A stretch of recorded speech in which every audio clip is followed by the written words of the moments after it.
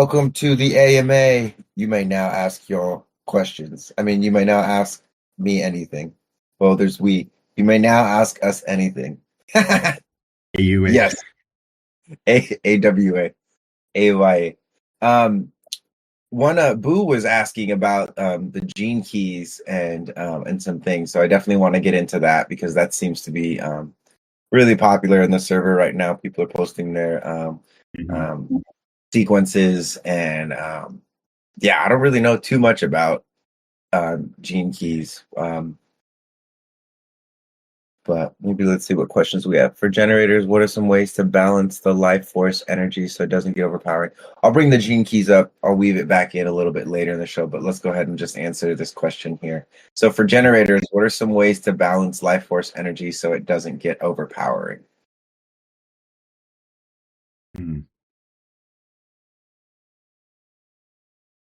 I need a bit more on that question.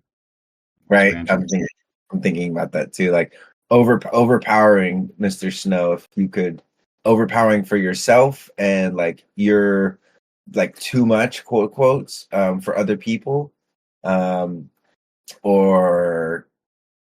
can you give us some context for that? In terms of like balancing life force energy, a lot of the the basics really just have to be covered, right? Like enough water, stuff like that. So Mr. Snow says feeling too much pressure inside. So it's overpowering, like it's building up. Energy is building up in you and it doesn't actually have an output. Yeah. Yeah. Well, it's all about response, right? The sacral is there to respond and connect and put its energy into building something. And if there's nothing to respond to, there's this buildup of energy, which is, usually why generators need to go to sleep exhausted, right? So they can regenerate through the night. So yeah, I guess there's a difference between whether you're doing something because you think you should and you're becoming a slave with your energy, or is it something you're connecting to doing out of satisfaction, right? So it's that signpost of satisfaction is the key to finding, right, a good outlet for that energy. And if you're a pure generator, it looks like you are. That they're there to get stuck sometimes, and that's okay. The frustration is part of that process. It might mean you need to ask for some help, right? You need some guidance, possibly someone to ask you questions, someone to give you some insight. So that can be helpful for a generator. You got anything to say on that? I think that was all really on point. And then I want to kind of weave it into this other question about like as a manager and how do you know what to do when you're feeling frustrated? And so, in witnessing my generator friends and even my own gut response at times being like pretty accurate for me, the feeling of like having the guidance, but then not trusting it and not going with it, to me, that builds up so much of a, it's like a slight against yourself or a slight against myself. It's like, I knew the answer, but I was afraid of looking stupid or being wrong or being judged. And so really it serves to, right, the not self and the pressure buildup. It really serves to highlight where it is that you can actually give some attention to. Because ultimately, like in a naturally functioning system, that's not necessarily supposed to, like, it's not supposed to be a constant state of frustration or a constant state of like feeling like there's too much pressure inside. And that comes from, revealing the areas where you actually are, again, like generating energy onto something. Because it's not always this like, oh, that's the thing that you want to do. Sometimes it's like, that's the thing you don't want to do, but you only have energy for that thing.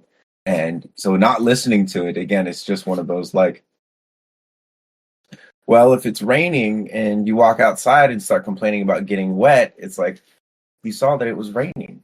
So it's it's a constant practice in coming back to reality, right? Because there's so many dimensions of life that we can live projected into the future and projected into the past. But if you give yourself the time to be grounded in the present, which, again, for me, like the tips and practices is like even just being aware of your posture, looking at your posture in a mirror, or going for a run or doing something simple like that just to reset you and like back into your body. That's probably one of my biggest tips in terms of like balancing that energy, because the energy again needs some kind of expression. So if you don't give it to it, it will like fuss and fight. It's kind of like putting your thumb over a hose and then the water like squirts you in the eye, because there's that build. It's meant to be used, so use it wisely. I also want to say, if you guys want to ask a verbal question, you can raise your hand and we can pop you on here if you want to. Oh yeah, totally. So we say, how are us non-motor peeps designed to operate? Looking forward to the recording. Oh, she's in Greece. That's cool. That's a good question, though. Non-motors. Well, this has to do with, well, just because okay, fully non-motor, like there are definitely projectors without motors defined. Right. So I guess you're talking about that, a projector that, doesn't have an ego or a solar plexus or root. Right. And yeah, generally that's going to mean, I guess you can speak to this as well since you don't have any motors defined, but finding the right timing to use your energy, right? Yeah. Not trying to compare yourself to the people around you and keep up necessarily. Short bursts of really efficient, targeted expressions. Again, this has to do with your invitations, right? To being recognized for what you can make a contribution of. Yeah. What do you guys say about that? Yeah, I mean, like, it was funny actually. I have a good example of last night. I was like trying to, like, I just finished a long day on the farm, and I came back and I was like, okay, what do I have energy for? And I was like, I really want to make some music. And so I pulled up this project that I was working on, and I was like, oh yeah, this is the project I want to work on. And I started committing to it, and I started to realize like I was committing my energy to something, and I didn't really have energy for it, but I really wanted to commit to it. And so basically what I did is I gave myself permission to just kind of like walk around, and came back into the room, and then I was like, okay, I'm just gonna work on something completely new. And so a big part of that for me is like, not overcommitting and not being afraid to like do something a little bit to see if I have actually energy for it. And then trusting that if that energy doesn't then show up, that, it's not that I'm not meant to get it done, but maybe I'm meant to work on like a different element of it. And that actually worked really well, because then I caught, I created music in a way that I had not before. Normally I'll like start with like the kick drum and the snare, and this time I started with like the hi-hats and a melody. And so it created this kind of like surprise for me as a reflector. But yeah, I mean, the one thing that I see too with like or what I think about in terms of like motors is like motor powering manifestation, right? And if there's no consistent power to the manifestation, I can't be fixed on what what's actually manifesting. Because if I do that, then it's just like I'm fixed on like creating something without having the energy to create it, rather than looking within my field for what I have the energy to create, and then allowing that to be created. Which again is just one of these um, nuanced ways of saying the external authority was tempting me with what I was supposed to create or what I thought I wanted to create, and my internal authority was telling me and guiding me towards creating something else. And so one thing also is like, I call it like riding a sacred wave. But if there's ever any like parties or activities that I usually don't have energy for, I typically make sure I'm with like, I'll hit up one of my generator friends, or I'll be like, hey, do you got energy? Like I have one of my generator friends who I've been working on the farm with is supposed to come over today. And I checked in with him and I asked him, I'm like, hey, I just want to make sure you feel really good about showing up today. Because if you show up and you're like, you don't necessarily have the energy, I know I'm not going to be able to supply the energy for it. So if we just need to reschedule, then let's just reschedule. But he said he feels really good about it. So we're probably going to be doing some work down here.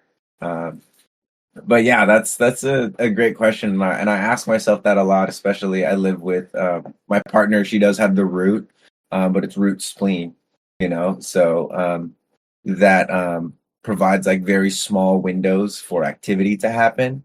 And if things don't happen within that small window, then it's just kind of like gone with the wind.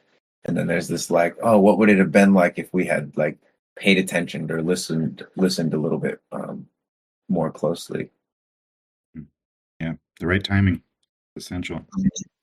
Mm-hmm.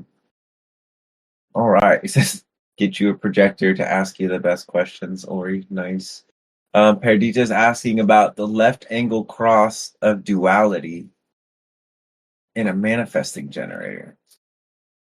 Well, that one has to be a manifesting generator. Right. This is a really unique incarnation cross because both arms of the incarnation cross are making a two channels basically. So the 2034 and the 4037. So you can see this as a duality of between individuality, paired with community. Mm-hmm. There's these two aspects inside of this cross of pulling you to be busy, doing your own thing, and at the same time contributing to your community. Right? You're also a part-seeking whole. So that's the duality. I'm sure there's tons to go into it as well if you wanted to look at which sun gate it is and stuff like that. But that's probably the incarnation cross questions are we can probably do like general themes like that, but the incarnation cross reading is like a huge thing just to go into itself. But Right. yeah, Right. Yeah, maybe we'll touch on some because some other people asked about that one too. What is right angle cross of the Maya, and how does it differ from the personal destiny of the Maya? I'm a 3/6 emotional projector with single definition. so Hmm. this is coming from the neutrino design app. So the incarnation cross index is sort of a copyright thing of Jovian Archive. So to insert the descriptions of incarnation crosses into neutrino design, which isn't an official app of Jovian, right? We've been making this kind of on our own. We've changed some of the wording, right? So incarnation cross, usually they use the term the right angle cross of the Maya, for example. And right angle, there's a meaning to that. Right angle means personal destiny. So we've just swapped those words to put in what it actually means instead of the term incarnation cross or the right angle cross or the left angle cross or juxtaposition cross. We've just inserted the terms of what those actually mean. So the personal destiny of Maya, there would be the juxtaposition cross would be the fixed fate of blank, and then the left angle cross would be the transpersonal karma of blank, duality, for example. So here the left angle or the right angle cross of Maya. This is the what are those gates? The 61, 62. Okay.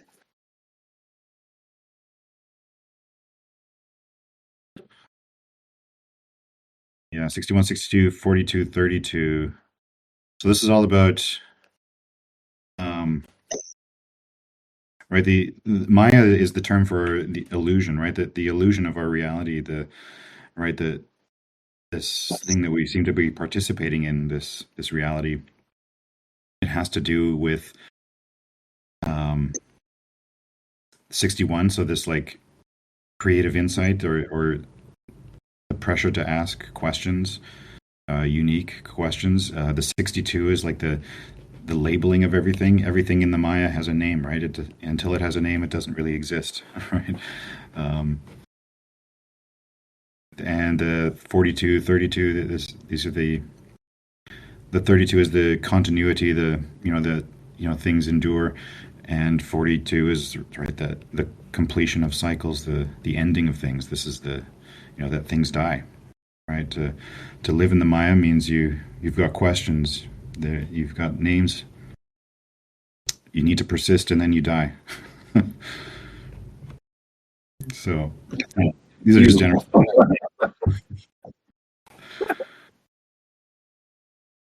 What else we got? Okay, great. Let's see. From what I've gathered, we are prone to conditioning in our undefined centers, and it's good to be aware of those not self themes in these centers. Is it possible to still experience the not self themes in defined centers, or would the experience more so be just the not self theme of one's type? It's a good Hmm. question, Salamander. That makes me think about the course that Life Force and I are going to be putting together for us over here pretty soon, the Live Your Design course. That's actually one of the topics of the course is understanding that whether it's defined or undefined, there's not self or there unhealthy activity that is going to be apparent in both defined and undefined centers. But in terms of like which which are you going to experience more? Prana, do you have anything on that? Yeah, I mean, well, the not so themes of the undefined centers are there because of their inconsistency, right? The mind in its search for consistency is going to rest on these not self themes to help fix an insecurity that it has with the center, right? So the common one of like the undefined ego, right? The pressure to prove yourself, feeling unworthy. Um, so the mind feels unworthy with this open ego, not feeling a consistent sense of worth or willpower. So to the solution that the mind has for that is to prove yourself, right? To constantly prove yourself, to improve yourself, to constantly find ways of validating your worth. And of course, it can never be consistent because it's undefined by nature, and it's never going to bring a sense of consistent feeling of worthiness. Those are the traps of the openness, right? That the mind is going to look for ways to compensate for the insecurity and the conditioning it feels. But that said, defined centers, like you said, there's healthy and unhealthy expressions of those centers for sure. They're going to be more consistent, right? They're defined, so they're going to have a consistent way of expressing the way it is that it operates. But there can definitely be unhealthy ways that they'll express themselves. But they're not as uniform as these not self themes of the undefined centers. Right. And a lot of the time I see too, you get in trouble with defined centers when you're not um aware of like the pressure you're exerting on somebody or the emotional energy that you're subjecting somebody to. And so rather than it being about, not being reliable, it's more about not having the awareness that it's always on. Like having a flashlight on because you were walking in the woods, right? And then now you're talking to someone, but your flashlight is still in their face. It's not having the awareness of like, oh, that definition is on and blasting, you know, check in to see what if that's appropriate, right? Right. Um, that's a good question. Any advice for deconditioning for open centers, such as the open spleen not self, in saying in unhealthy relationships to feel safe and secure? Spleen has always been really it's so funny. It's like the more I learn about human design, right, the more I feel like I don't know.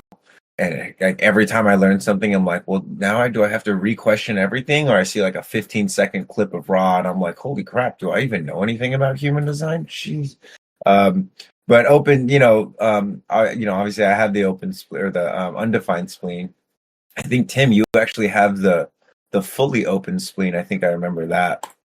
And in terms of Tim also does massage, and so right, a lot of the touching and physical experience with the open spleen is going to subject the spleen to a lot of how you say external influence. But in a way, I guess that's like what the totally open spleen is. The magic of it is to be so not a completely open spleen.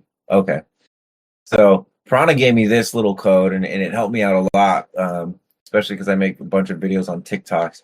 Um, open centers are where there's no definition, right? No dormant gates, no hanging gates in there. Undefined is for centers that have at least one gate activation in there, which is, a little subtle differency, but it's one of those things that, very important, because now I'm like listening to some people on TikTok talk about open centers, and they're pointing to undefined centers, and I'm like, oh, okay, this person isn't necessarily as plugged into the source as um, I view being valuable, right? Now we're obviously like this, like a little bit underground, but we're still, using the verbiage and the terminology in a way that there's a distinction between an open center and an undefined center. It's like a square is a um, rectangle, but not all rectangles are squares kind of situation. Right. Yeah, Um, and just like that,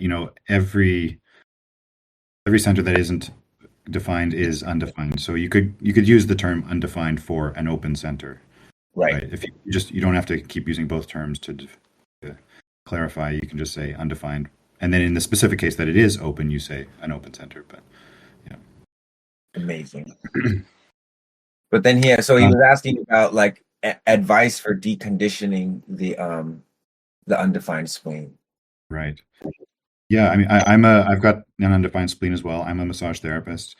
Um, I consider this to be one of the great benefits to being a healthcare worker is being able to tap into other people's sense of well-being, right? Hmm. That's the wisdom of an open center is being able to filter, that area of someone else, right? How good do they feel in their body, right? Of course, yeah, it leads to this sense of insecurity, and again, with any not self theme of a undefined center, it's all about bringing your attention back to what is consistent, right? What is your definition? What is your type?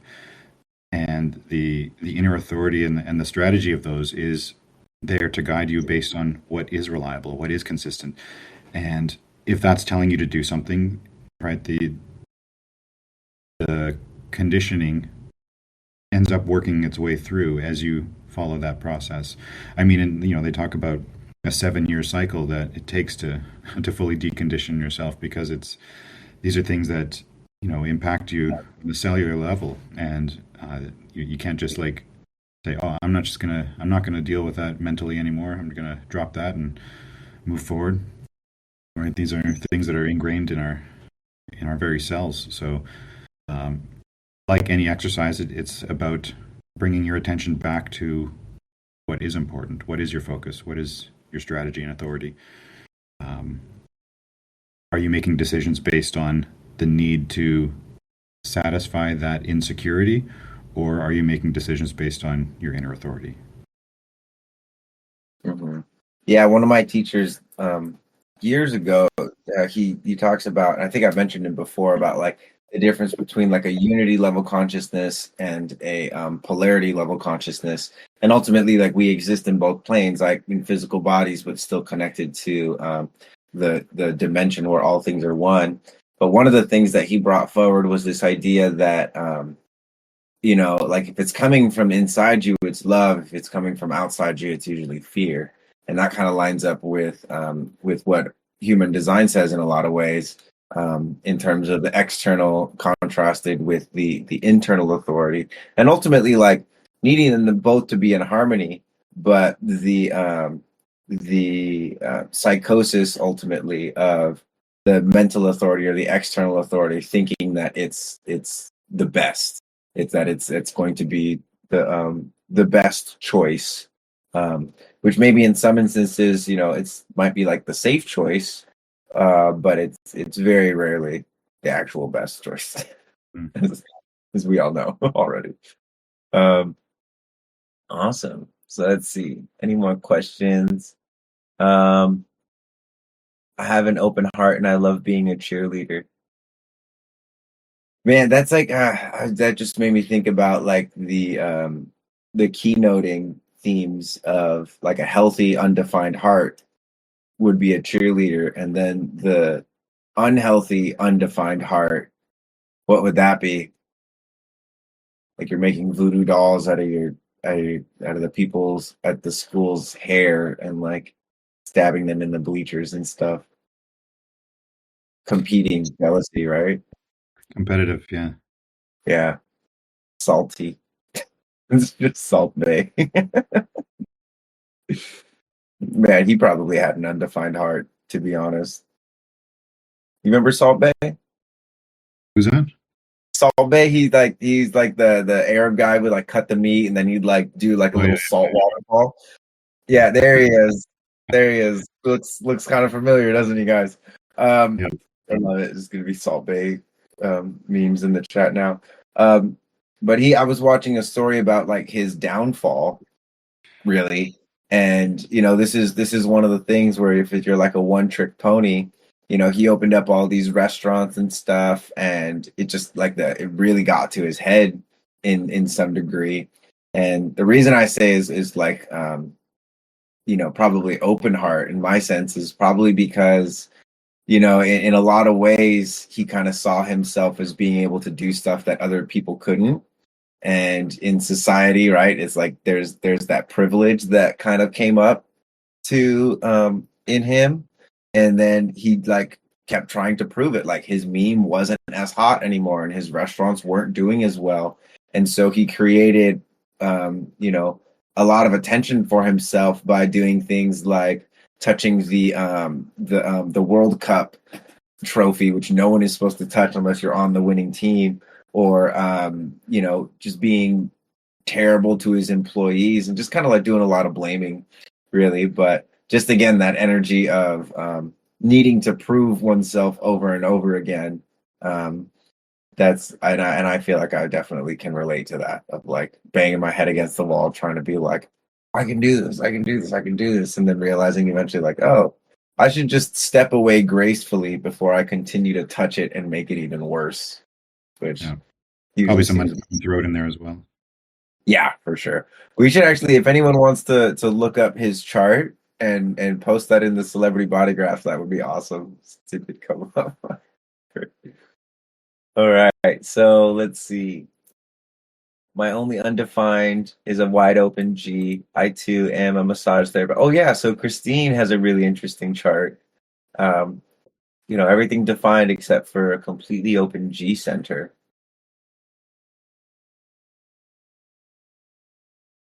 That's really cool. Like, I'm curious how that. You have anything to say about that, Prana? Not if there's no questions about it. I knew it. Well, feel free to ask some questions about it. Can a person be just as easily conditioned when living with someone who has the same centers defined as they could when living with someone who has the opposite definition? Great question, Salamander. Hmm. What do you think about that, Prana? Yeah, I mean, you'd have to look at a composite chart as well, because just because you have the same centers defined doesn't mean there isn't going to be some electromagnetic connections happening, defining undefined centers together, Mhm. right, in your composite. So you have to look at that.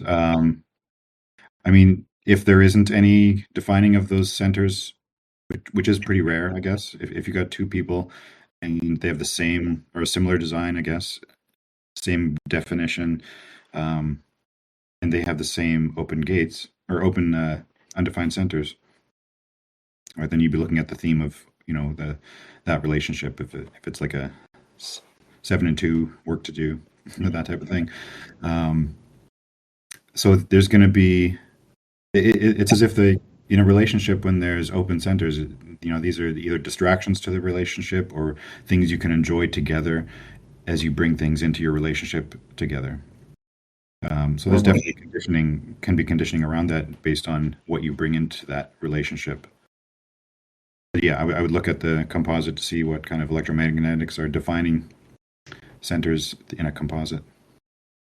Right, yeah, because even if you do have the same exact same definition, like by some happenstance, like you meet someone that was like born on the same day and everything as you, because of the life experience and because of the conditionings that are present and the person's level of awareness of that conditioning and then their projection of that conditioning, that's also a huge X factor of like you could have someone who's very heavily conditioned, right, but doesn't necessarily outwardly project it as much, and so it's kind of more of like a mystery they keep to themselves, Whereas the person who is like constantly trying to hang out, like you're living with them and they're constantly like wanting to engage with you, that kind of energy, you're probably going to pick up more on that. So a lot of it has to do with the actual um, lived dynamic, because it is kind of like a physics equation, right? When you plug your phone in, there's electricity moving into it and it's charging. But if you're never spending time in each other's auras, that's different than if you are that person is constantly like sitting on the couch with you, or like cooking you meals, breathing the same air as you, and definitely living together. That's going to give you more conditioning, because the walls, it's like sound travels and bounces off the walls, and there's morphic fields that get ruts, walkways that momentum and energy builds up in. And the real question, I think, is like, and I talk about this a lot in relationships, is like, if it really depends on what kind of experience you want to have with this person. Because if you want familiarity, then you're looking for someone with similar different definition. If you want novelty, something new, because challenges are going to appear in both, but then you're looking for someone who has like opposite definition, or rather you might attract somebody with opposite definition as you. And Mm-hmm. that's actually one of the things I see as well, is like sometimes I'll do readings for couples and they'll be like like perfect opposites for each other. And even just after like 5-10 minutes talking to the couple, I can usually tell like, oh yeah, you guys attracted each other because you're insecure about yourselves, right? You care about each other, but you're not necessarily able to love and appreciate each other for anything other than, oh, those are the pieces that I feel insecure about, and you feel really secure in them. And so being around you, I feel much more secure about my relationship with those things rather than being alone. And it also is like, I've looked at some of my exes, and a lot of them have very similar definition. They're sacral, emotional, high root pressure, and usually throat definition as well, for the last like 3 or 4 exes that I've had. And realizing now like how much more I've matured emotionally and matured with, knowing when enough is enough. Like I used to literally shake when I had to like confront someone. And I had an experience where like I didn't shake and I was like, whoa, that was new and interesting. I guess I'm evolving or something. But yeah, like the composites, especially with like when you're looking at it between lovers, and the difference between looking at it between for lovers and friends, I think is always so interesting, because of course the biggest like exchange of energy happens sexually. And so if you're not having that, swapping of fluids and intermingling, intimately in that way, definitely there's a lot more crossing wires and conditioning exchanges that happen sexually. Plus, also people like sleeping in the same bed as that person usually, and that's just, again, it's a physics equation. It's like the longer time you spend plugged into that person, the more transfer of information there's going to be. Mm-hmm. So I saw a TikTok from you that if you have an undefined heart, you can be emotional. You can be an emotional bitch of someone. Can you explain that? Oh man, I say some stuff on TikTok, don't I? So I see it. There's a undefined heart. Well, so this is actually something that's really interesting, is like the undefined heart and the undefined solar plexus, right? Like the not self open centers work together to implement their strategies, right? So they're like, right, if you have the undefined heart and the undefined solar plexus, undefined solar plexuses would be like avoiding truth or confrontation. And then not self of the undefined heart would be proving yourself. And so, for instance, those could, you know, tag team in this, and it could look like a couple different ways. But one of the ways that I've seen, and personally being like the emotional bitch of someone, was for my from my last partner, which I was saying like that. Oh yeah, so they, a lot of them also would have the defined heart, and they'd have this ability to kind of just like, persevere when shit gets hard. And I was not very much like that, but I was with them, so I would like I would just end up, you know, holding space emotionally internally getting the signals, hey, you have to leave, you're picking up stuff that's not yours, you're being projected upon a lot, like you're not really helping with the situation here.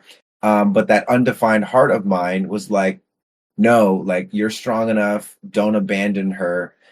She needs you more than you. Like it's okay, you can clean yourself off later. But of course I would never clean myself off later, because I was in a whole not self strategy. And so the right thing to do for me would have been to leave and not allow myself to be that like emotional punching bag for those women. And I learned from that. Third line, hell yeah.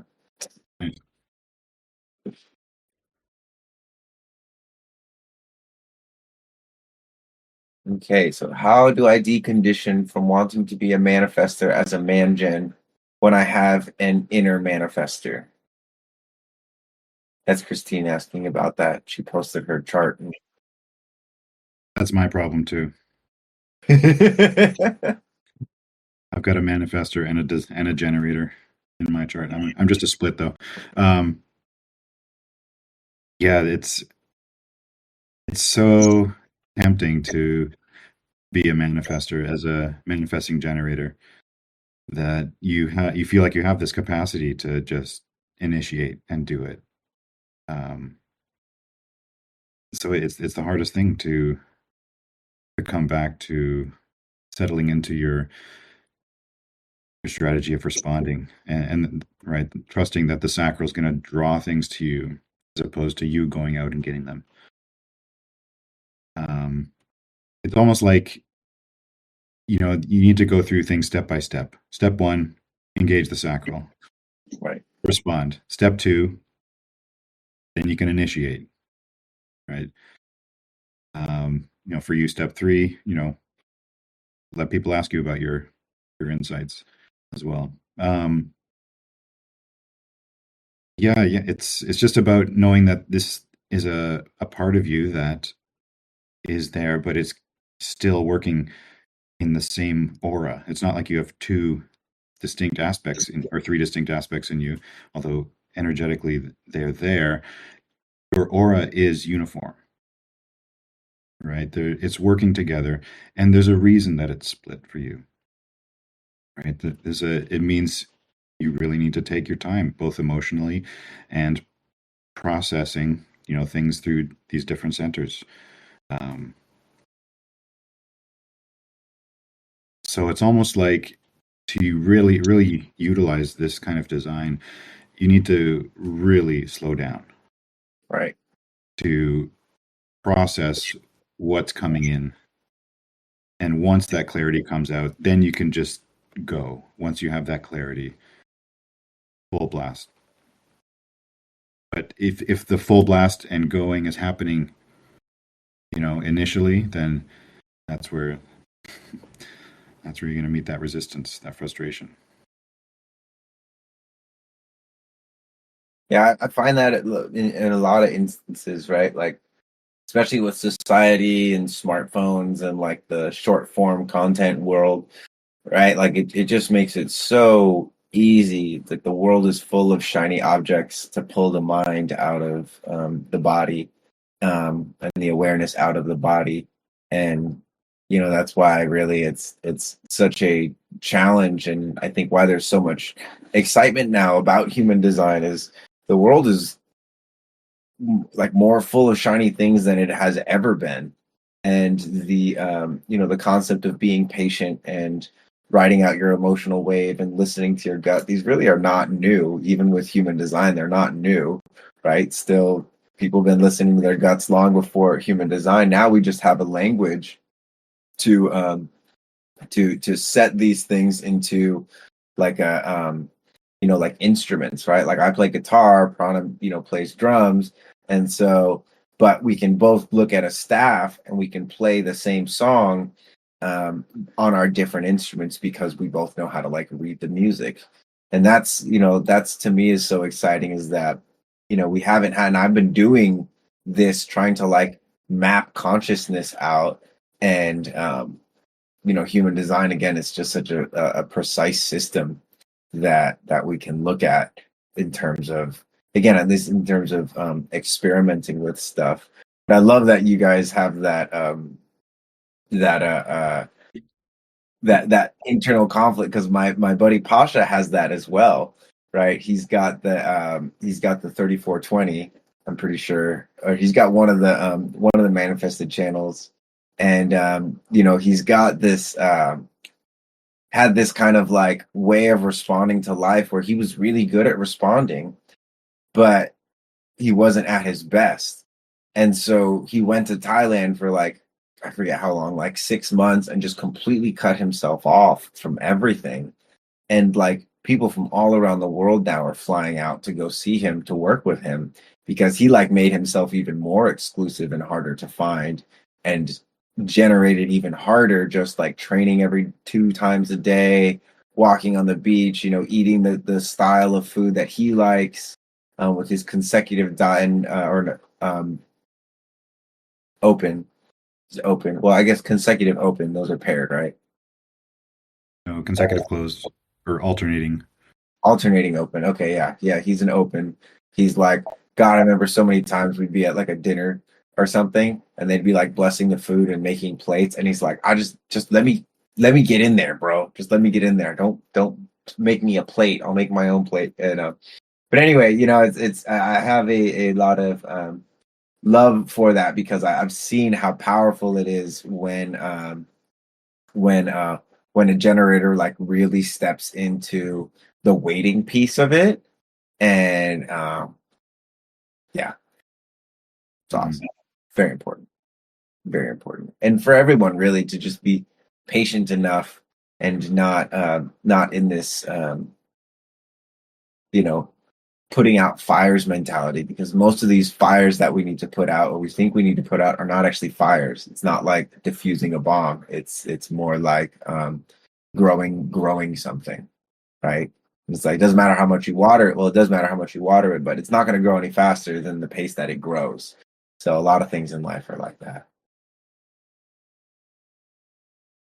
Tim wants to talk about motivation and how it affects us, and innocence. That's a good one. You have innocence. My motivation is guilt. That explains a lot. What do you got to say about innocence, though? Innocence. Well, so innocence is really interesting because every bridging profile is innocence motivation. So 1 4s, 2 5s, 3 6s, 4 1s, and 5 2s, and 6 3s. That they all have innocence motivation, which is interesting because that there's always there's a typical like unusualness to to these bridging profiles, and so innocent motivation is basically not having an ulterior motive to your actions, right? Being honest about what it is that you're doing, and watching for that transference to desire, which is naturally about wanting to lead and make a difference, and very much ulterior motived. So when you're doing something, the signpost for motivation is to watch for that transference. And are the things that you're doing, right? Are they innocent, right? Do you have an ulterior motive? These are things you can ask yourself. Um, motivation has to do with, right, your outer authority. So the things you're sharing, the things you're talking about, what you're expressing, right? Is there an ulterior motive to what you're expressing and sharing with people, or is it motiveless? Is it innocent, right? That's how I would read that. Is it innocent? I feel like that's one thing about reflectors that I can definitely relate to. Like, for instance, with mine is guilt, and my transference would be hope. And so, guilt ultimately is like doing the work, or feeling the guilt, using the guilt as kind of like, or as I understand it, as a fuel to you know like get the thing done basically. Whereas hope is like just hoping that it gets done, as opposed to guilt, which is like, oh, if I don't do this, it won't get done. And I've spent a lot of my time in my transference, and It'll all yeah, just work out. it'll all just work. And it's like it really never does. And then the times that I'm in like a healthy guilt, where I'm like actually doing like, and they're usually like small little things, um, but that like I hope it works out. Like that's never worked for me. It's always been when I'm like, all right, I did the thing that I know I needed to do in order for it to work out.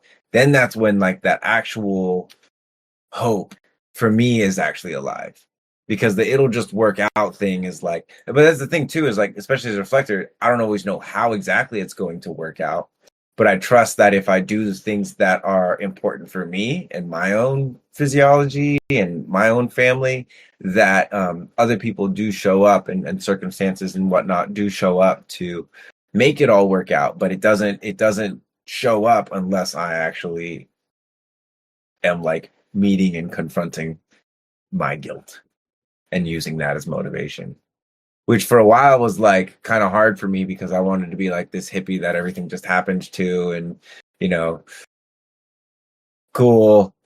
But then it's like I got some reality checks, and like, hey, maybe write some things down, have some stronger goals for yourself, otherwise you'll not actually achieve anything. And once I started doing that, it started making sense in terms of like, what things can I do that are going to contribute, so that way um what I expect to happen actually aligns up with my reality, and I actually am deserving of what I expect to happen. That's kind of where the guilt comes into me.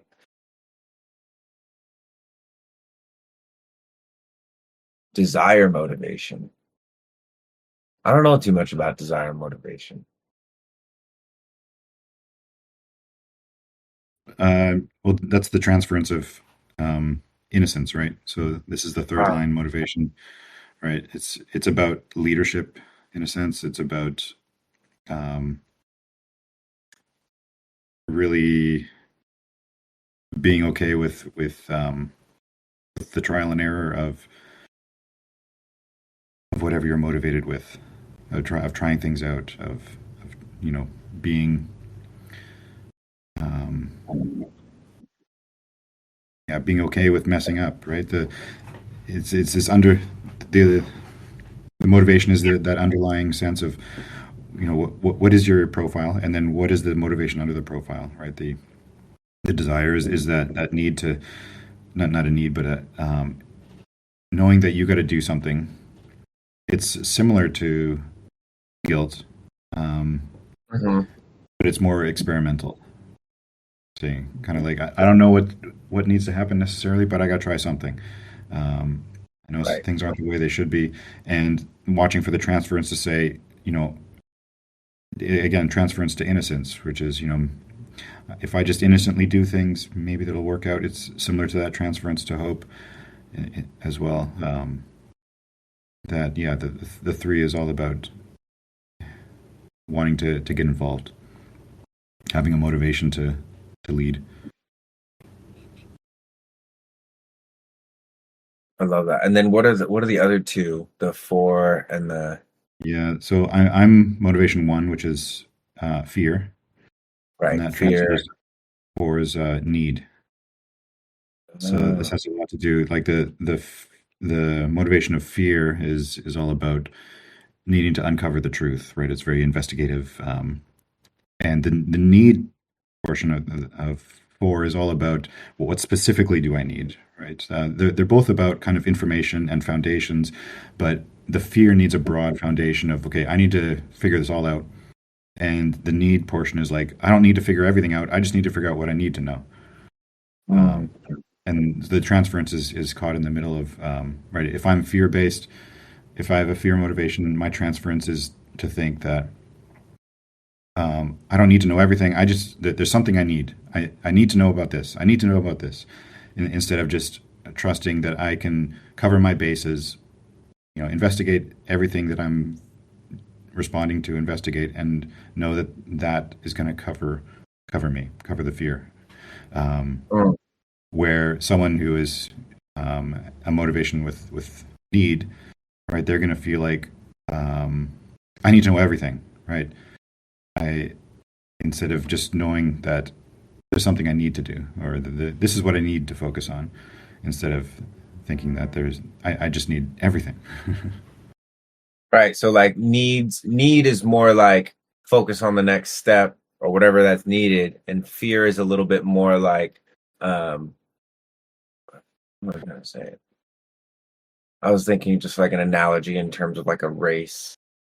Maybe tell me if I'm wrong about this, but fear being one where it's like um needing to know or like wanting to be able to anticipate the possible obstacles in the race. Is that right? I don't know if that's right. Yeah, I mean that comes up right with fear. You're wanting to you think of like fear of the dark, right? Mhm, You want to turn the lights on everything, and mhm. it's going to uncover what you're afraid of. Where need is more like you got a flashlight, and Got it. you only need to point the flashlight at what's important. Got it. Okay, that helps so much. Man, the flashlights are coming through today with the analogies. I love it. I love it. My need motivation plus a completely open head. Oh, that's fun. Need motivation completely open. So then how do these because you said they're more in terms of like descriptors of the profile, but they do influence the like for instance like a completely open head, yeah. Well, so when we're talking about motivation, we're talking about the personality sun earth color, right? This is directly Mhm. related to variable, right? Those four arrows. This is the top right arrow, and Okay, this is directly related to the mind, and got it. your right your perceptive passenger that's here to witness what's going on, right? So you can see that this progression of variable, starting with the top left arrow, which is all about the brain and the body, and how you're meant to take in things. This could be like a subcategory of, this is where strategy and authority are embedded, right? Kind of in that region. You go down to the left left bottom arrow. That's the environment. So this has to do with right your body and the way it's going to operate in the environment that you're in. Right, this is the correct environment, shores or markets or whatever that is, and the transferring across to the other side. That's the personality nodes, and that has to do with your perspective. So when you've got your vehicle, your designs on Earth is operating correctly, you're in the right environment, and then you're able to have the right perspective, right? That variable of the bottom right is perspective, whether it's a focus perspective or if it's a peripheral perspective. Um, it's about seeing, right? If you're able to be yourself in the right environment, seeing the things you need to see, then ultimately that leads to a unique expression, your motivation, which is the design or personality sun earth, um, your underlying motivation, and what you're here to express. So, strategy and authority are just the beginning, right? That's going to align you to the right environment, the right people around you, seeing the right things, and then developing the right kind of um, awareness around what you see to be able to have something unique you can contribute. Does that make I've sense? never heard variables explained that way, and that was like beautiful, bro. That was so good. Oh my So, like god. those top arrows, they're the internal variables. So this is all about the brain and the mind. And the bottom arrows, that's the external variable. That's the location and your perspective, you're seeing. Right? If you're not in the right place, you're not going to see the right things. If you don't see the right things, you're not going to have the right things to say about them. And that all Right. has to do with alignment of your form through strategy and authority. I love it. I love how you put that in terms of like strategy and authority being just like a quarter of the the solution. But that even in and of itself, like none of the other stuff really matters if you can't feel the strategy and authority. You don't see it in action, or it's not alive within you, like building a house without starting with the foundation. Hmm. Yeah, that's awesome. Variables have always been somewhat of a mystery to me, and even though I've read about them, the way you explained it right now was just like, So ah, this is an interesting thing about like motivation and the mind and the brain, and is that the head and ajna, and in a sense it is, but also the entire body graph is your body. And when you look at the red and the black, right, you think of the design side and the personality side. The design side being your body, and the black is your personality. This is like your mind, but it's all your body, right? When you're going through field development, it's the design crystal that builds the entire body graph. And then it gets imprinted when the personality crystal enters. That's the design side imprinting. And then the imprinting when you're born. But it's all the body. And the mind is this external passenger just witnessing everything, right? It identifies with that moment of birth, and that's what it feels like. It's the mind, but it's still all the body. And what it's coming to grips with is, what is the inconsistency of your graph? What is the openness? So the mind, you can't just look at the head and ajna and think that's the mind, right? There's definitely a component to it, right? There's a relation to it, but the entire body graph is in your brain, in a sense, right? Your brain has these regions connected to the rest of your body, right? Um, there's connections, and it's not like only the head and ajna is up here and only the sacral's down there, but it's like a genetic imprint that every cell has this body graph in it, right? Every cell has the DNA of your entire genome in it. mhm.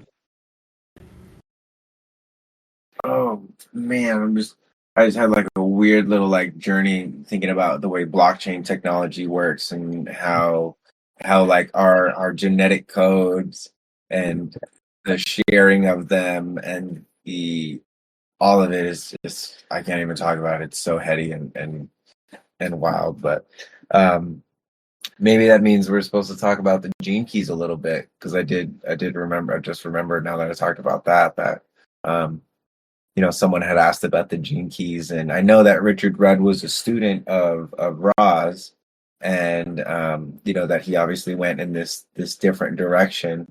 And what I've seen just in my own experience with the gene keys, right, is it's um, even though it seems more scientific, energetically speaking, it feels more like narrative and more like contextualizing of like the human experience as opposed to like being very scientific.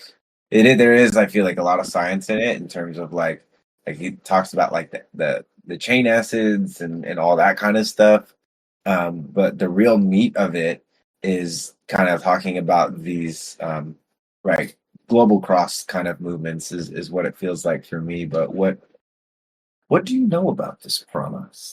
People have been popping off, and I'm so happy Ori decided he's like, you should make a Gene Keys channel because there's a lot of people in there. It's good, one of the more popular channels right now.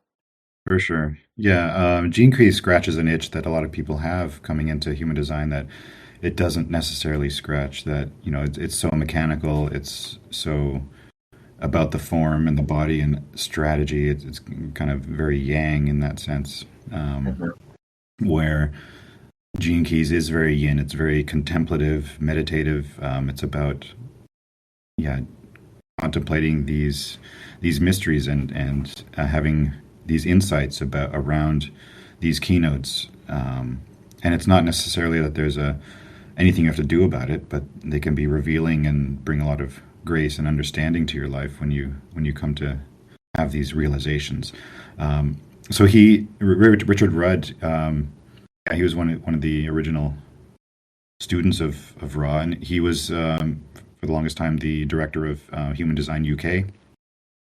He wrote the the circuitry book that is still widely used by many people. I don't know if you've seen that one, but it's pretty extensive and detailed in terms of um, the human design education and understanding. So he,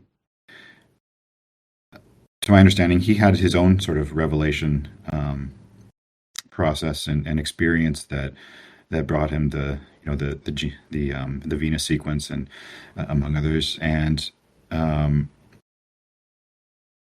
he there was a lot of pressure on him to incorporate that into human design to kind of bring it into the fold of the general education and to help connect it with human design. But um, I'm not sure if he wanted to just have his own thing to separate out, or if there was a conflict with Raw that he didn't want anybody else kind of. I don't know. I mean, Raw had tons of allies, right? From geneticists to um, physicists to people that could help verify his information and to build out the structure of human design. So he wasn't opposed to allies.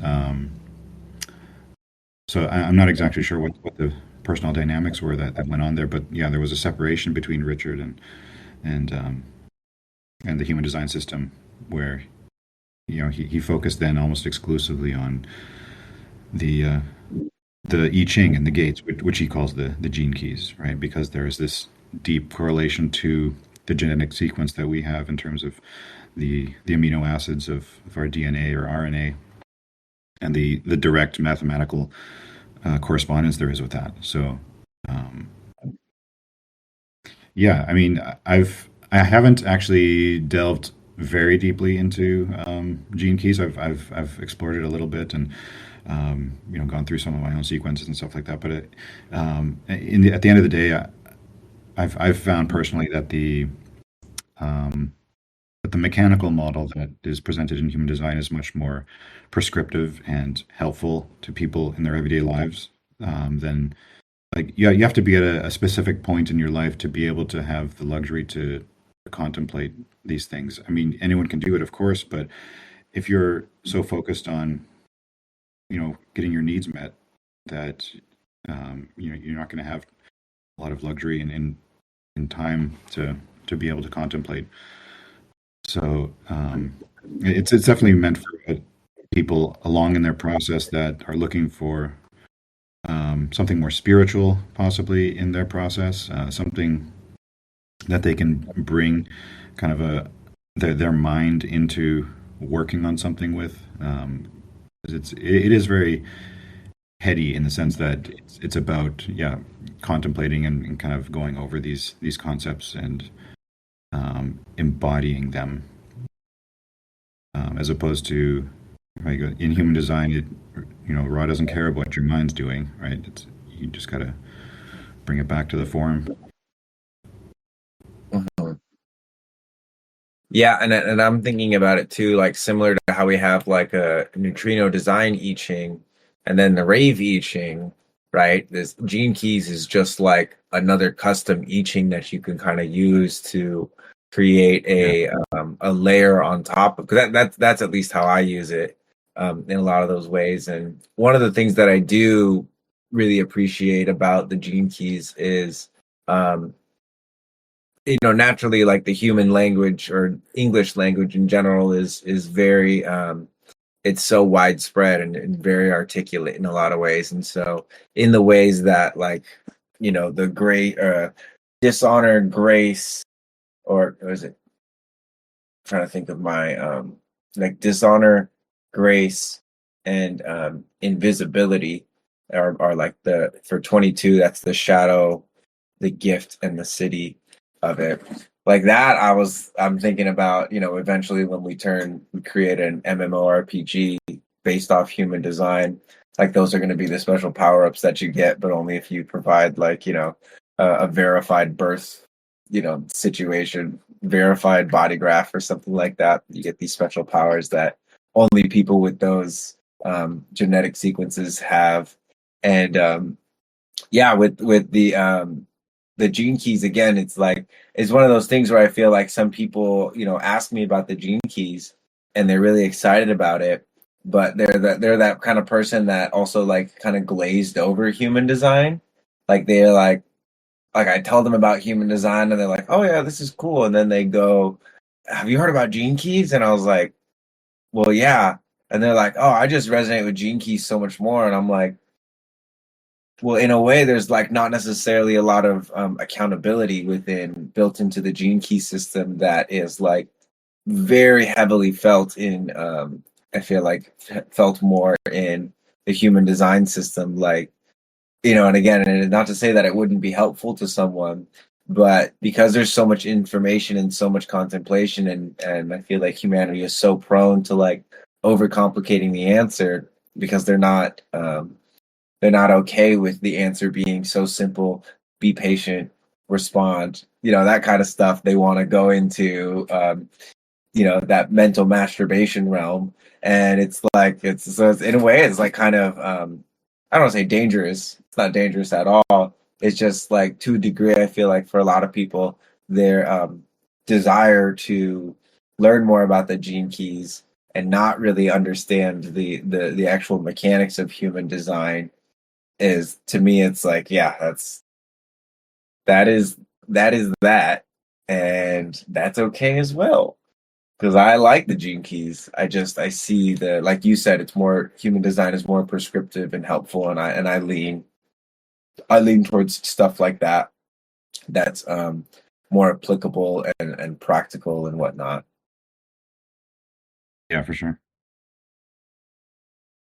All right, so I see you guys chatting over here, the closest students. Yeah, and so actually, I've been meaning to ask you about this. This guy Jonah Dempsey, is that it? Did I say his name right? Yep. What is his? Because obviously, I've watched a lot of his videos, but what is your relationship to him? Maybe what is his relationship to Raw? I'm curious about that because I feel us like sort of what do you call it? Like starting to weave in deeper with some of like the more OGs. That feels dope. Yeah. Yeah, Jonah's amazing. I love Jonah. He's been involved in human design for a while. I'm not exactly sure the extent to his education. It seems extensive. I know Yeah. he's taken a lot of the basic courses, but and possibly even the professional level training. But I'm not sure much beyond that. But he's been responsible for some of the most or organizing of human design in at the aura level since Ra's passing. Um, so he's founded the High Desert Human Design conferences, which are happening yearly now. I think for the past 3 or 4 years they've been happening and just growing. Oh, But cool. he's got a pretty good YouTube channel that he's put a lot of his information on. He's done readings for people and just posted them the whole reading on his YouTube channels. He's very generous um, with his delivery of his knowledge, and um, he's a pure generator. What else? Um, yeah. So I first just started interacting with him on Facebook. He was involved in a lot of the Facebook groups, and yeah, just very knowledgeable, very very humble guy as well. He's not trying to get in people's faces, but when you speak to him, you or hear him talk in his videos, his depth of knowledge is, if you think I'm deep, he's got a recall for so many things that um, yeah, it's impressive. Jonah Dempsey, yeah. Um, he's also got a TikTok channel. Um, you have to put the sage in there. There is a fake Jonah Dempsey, but it doesn't have the sage. Um, what else? Yeah. So yeah, he does these um,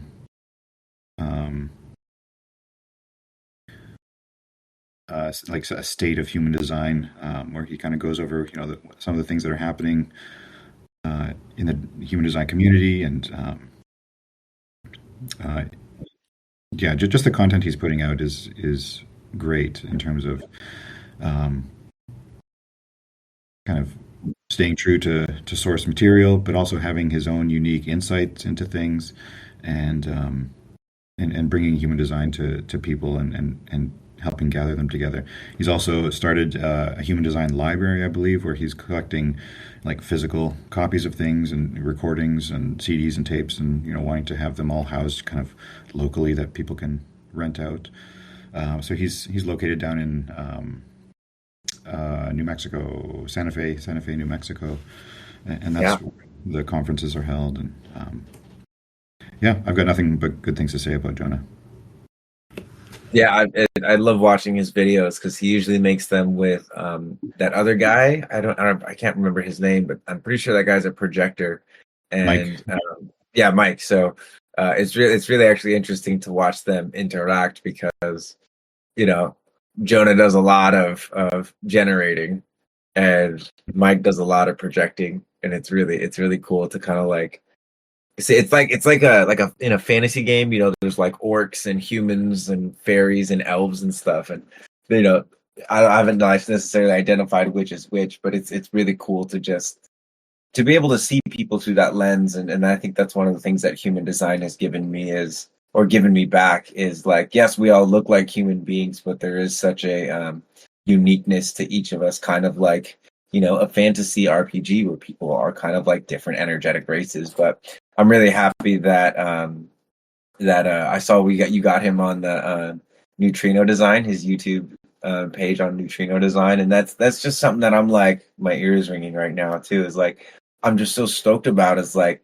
the possibility that we can create, you know, synergistic communities that all feed into each other rather than competing aggressively against each other for the same attention. It's like Hmm. we all are going out to different areas that only we can go to, um, and bringing certain people into the fold, and then kind of sharing friends. Like that's one thing that I always appreciated about people and I really turned me off about um, people was when they didn't want to share their friends, or they would get jealous of like, oh, you're hanging out with this person. How come you're not hanging out? How come you guys didn't invite me? And it's like, well, we didn't want you there. I'd never tell them that because I would always avoid the confrontation. Like, oh, I didn't even think about inviting you. Yeah, I guess you did introduce us. Is my younger, even less conscious, undefined solar plexus. but, but yeah, so it's cool to see what's coming through, and again, it's like for everyone that's on the call right now, like we're still babies in a lot of way in terms of human design's presence in the consciousness of humanity.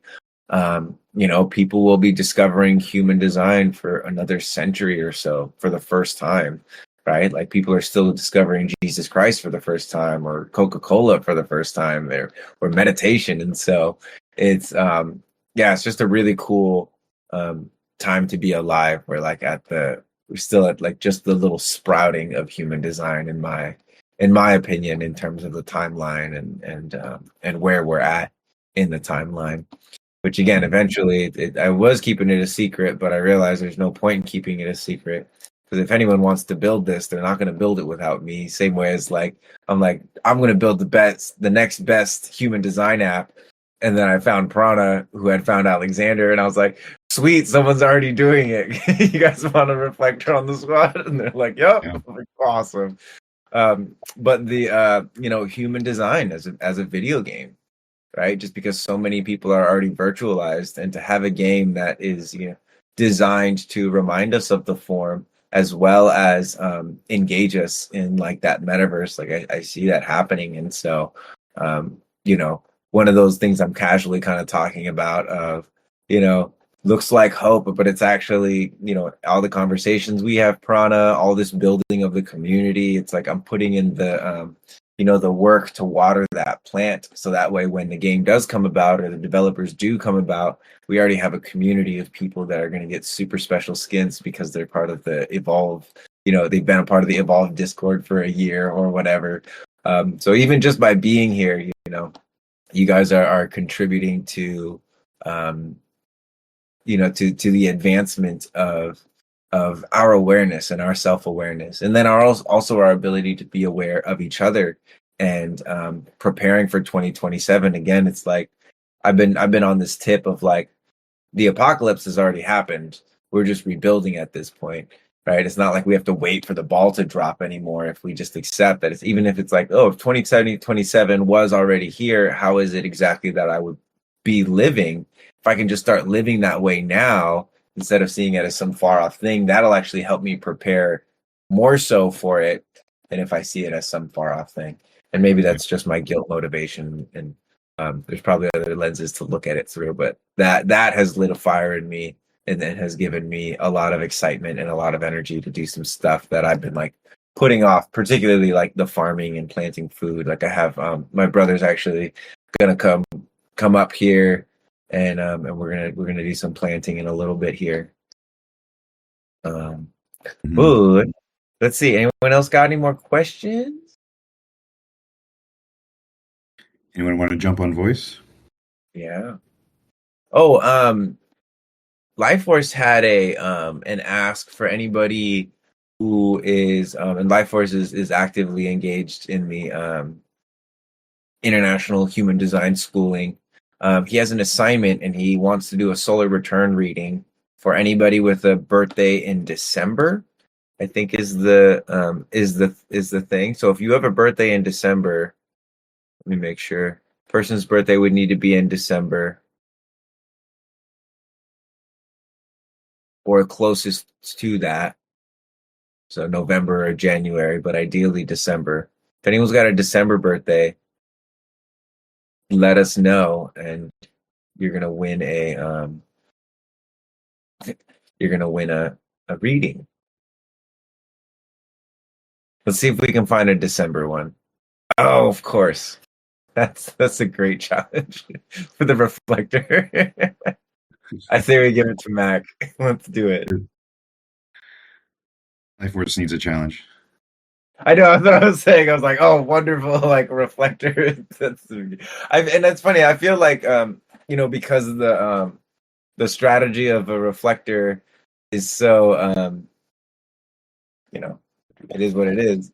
When I do readings for reflectors, it's so much more intuition based than actual system based. And that was a question that one of the guys on the farm asked me yesterday. He's like, how much of your time is spent like, you know talking about the system versus like intuitively channeling for people? And I was like, obviously it's a bit of both, but um, recently I've been trying to rely more on the system, because I want something that is, duplicatable. I know I'm not duplicatable as Marco, especially being a reflector. Um, but the system is something that someone knowing nothing can come in, learn in that systematized way, and then bring through, very high quality reflections for people without necessarily needing their intuition to have been trained as much as mine has. Right? If their skills of observation are good enough, then that will get them pretty far.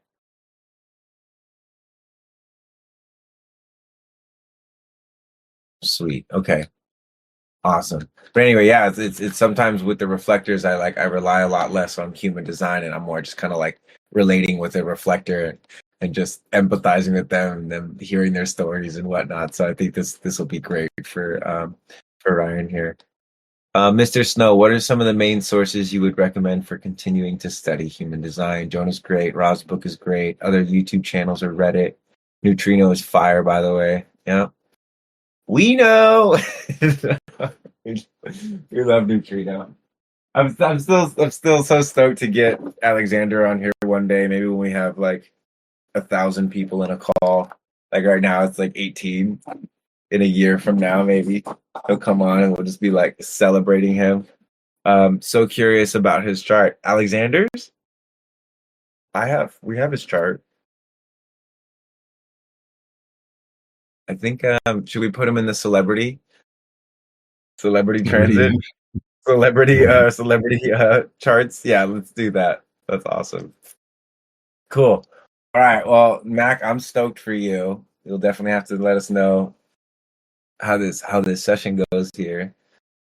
Oh yeah, there he is. You could share, maybe you could share the code in the chat or a Yeah. photo even.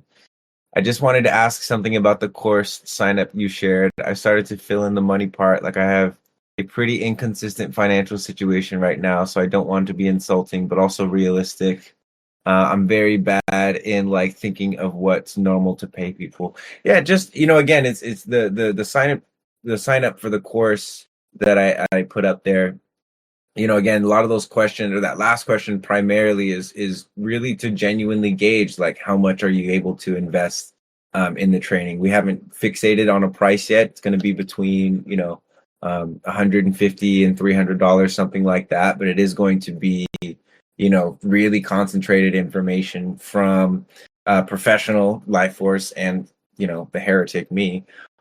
So there is going to be an exchange there, but just put whatever is like your genuine, like I have this much to contribute. Okay, again, it's not a checkout page, so it's just to gather information on what people are able to contribute, and there is going to be some special discounts for um, people that are subscribed to the server and special discounts for people that are just in the server in general. So we're definitely going to hook you guys up, and again, it's really exciting just to be able to have such a like a tight knit community. Like Anna, you've been here for a minute, so we're definitely going to take care of our people in this, and we're looking for about 20 people total. So, and then projected maybe like January, could be sooner depending on this lunar cycle, how things go for me.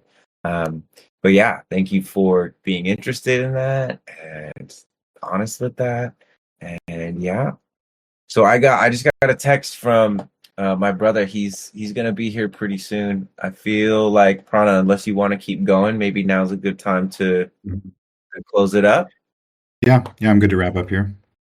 All right, sounds good. Well, any last words from you, my friend? Yeah, no, keep on keeping on. Keep on keeping on, y'all. Well, as always, thank you for spending your lunch break with us to Mhm. geek out on human design. It's always so fun. I always learn so much. Thank you everybody for participating. I'm going to be posting the recording shortly here. Yes, and it will pull up in the transit updates, which is basically my YouTube page updates now. And so the recording will be there. Congratulations, Mac, on winning the solar return reading. Also, Soul Prospering and the holographic bagel just upgraded to Evolve VIP. They subscribed. You can see they got the little badge, or Soul Prospering has that little badge. Thank you so much. That's $20 a month. That goes directly to us, the moderators. In addition to like a savings that we got some cool stuff planned. So thank you guys for doing that. And Well, I was also yeah. going to mention if anyone out there is subscribed to Nitro for Discord, Oh yeah. if you want to give any boosts to us, that would help us out with these things, right? The more leveled up our server is, the more people we can host in these meetings and things like that. Right. Yeah. We can do like bigger file uploads too. And we'll also get like a cool banner. So there's like aesthetic and utility. Um, so if you get Nitro as well, you also can like use other emojis and what else can you do? Change your profile for each server that you're in. And so a lot of cool benefits, but mainly boost the server. Yeah, baby. Thanks for catching that, Prana. That was a good one. All right, guys. Big love to y'all. Recordings will be posted soon. We'll see you tomorrow for the TN Transits. Aloha.